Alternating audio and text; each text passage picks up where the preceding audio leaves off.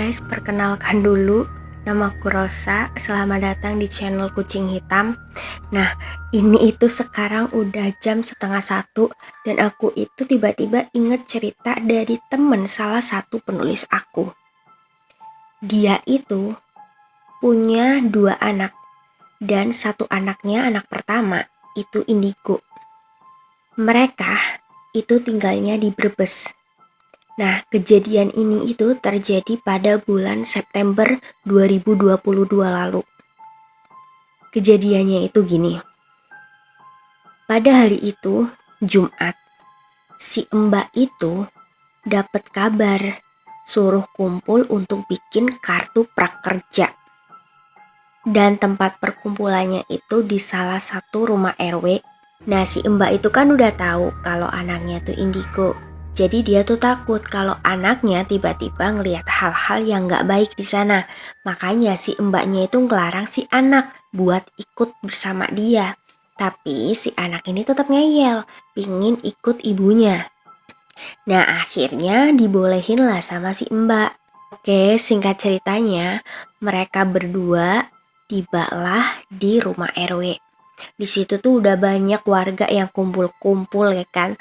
Nah, awalnya si anaknya ini biasa aja. Ya kayak anak pada umumnya lah, dia main mondar-mandir. Anaknya itu emang anak yang gak bisa diem. Nah, kalau anaknya gak bisa diem ini, si mbak itu malah seneng. Karena kalau si anak diem itu, dia itu lagi lihat makhluk halus. Dan kalau dia itu aktif banget, itu mbak tuh merasa aman gitu. Jadi aman nih, di sini nggak ada makhluk-makhluk lain gitu. Nah, tak berselang lama tiba-tiba ini anaknya tuh diem, tapi masih di samping ibunya. Dan saat emaknya ini lengah, tiba-tiba emaknya kan nengok, lah kok si adik hilang?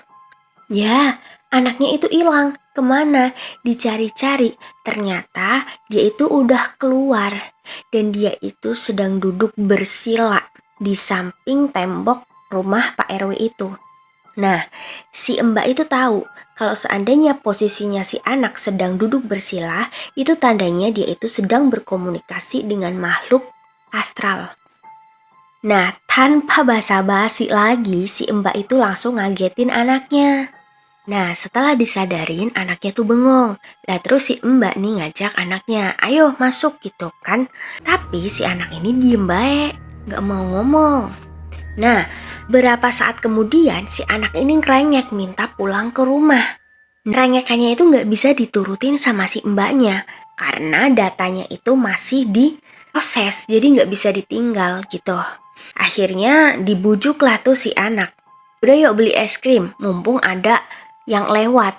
Nah, saat sedang beli es krim itu, si mbak itu tanya sama anaknya, "Nak, tadi kamu tuh lihat apa? Kamu tuh ngobrol sama siapa?" Nah, si anak ini jawab, dia sedang ngobrol sama kuyang. Nah, di sini otomatis si mbak itu berpikir dong, bukannya kuyang itu ada di Kalimantan? Memangnya ada di Brebes? Nah, untuk mengetes anaknya ini bohong atau enggak, jadi si mbaknya itu nanya sama si anak, "Dek, hantu kuyang itu kayak apa sih?" Nah, akhirnya dijawablah tuh sama si anak. Jadi, ciri-cirinya itu katanya rambutnya tuh panjang, hitam, kumel, kusut. Kayak berantakan banget gitu kan. Terus tuh ya, banyak darah. Dan dia bilang gak ada tubuhnya. Jadi cuma ada kepala, rambut, sama darah-darah doang.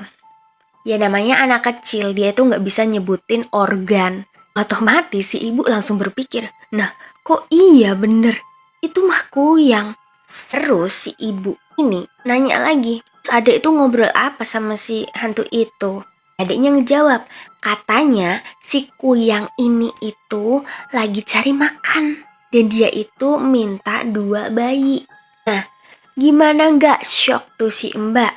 Terus si emaknya ini nanya lagi, "Kamu jawab apa deh?" Anaknya ini ngejawab bahwa itu di rumahnya gak ada bayi, tapi ada dedek 2. Kalian tahu Dede itu siapa? Dedeknya itu adalah adiknya yang usianya 3 tahun sama ponakan dari si mbaknya yang usianya sama 3 tahun juga. Nah, di situ otomatis si mbak takut dong. Takut-takut si kuyang itu beneran datang ke rumah mereka. Buru-buru dak tuh ngeladen data prakerja, abis itu langsung pulang. Ya bener sih ya, nggak habis pikir juga. Siapa gitu orang Brebes yang pakai ilmu kuyang? Apa jangan-jangan apakah dia belajar atau keturunan? Coba kalian komen ya. Oh ya, aku dapat kabar lagi. Kemarin kalau nggak salah sih udah 2023 ya. Si anaknya itu lagi-lagi lihat si kuyang lagi lewat gitu. Berarti emang bener-bener di situ tuh ada.